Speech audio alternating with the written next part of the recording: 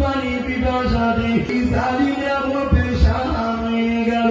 এই জন্য তারা লোক পাঠানো, দুধ পাঠানো আল্লাহ নবীর কাছে পানির জন্য।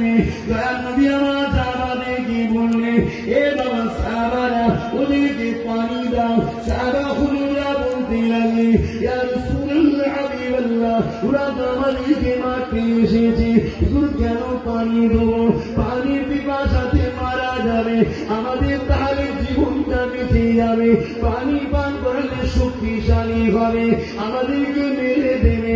আল্লাহ নবী বলেছিলেন, এ বাবা সাহাবারা, আমার আল্লাহ জানিয়েছে যে পিপাসীর পিপাসা মিটায় কাল কিয়ামতের ময়দানে। যেদিন সূর্যের তাপমাত্রা এক বেলা করে নামিয়ে দেবে, সূর্যের তাপে মাথা ছেড়ে কোনো গলে গলে চলে চলে পড়বে, ওই দিয়ে কি দুঃখ কষ্ট দিন হবে। এই দুনিয়া জমিনে আল্লাহ বান্দা বান্দিদের পিপাসা যারা মিটাবে, ওই দিয়ে আল্লাহ তাদেরও পিপাসা মিটাবে।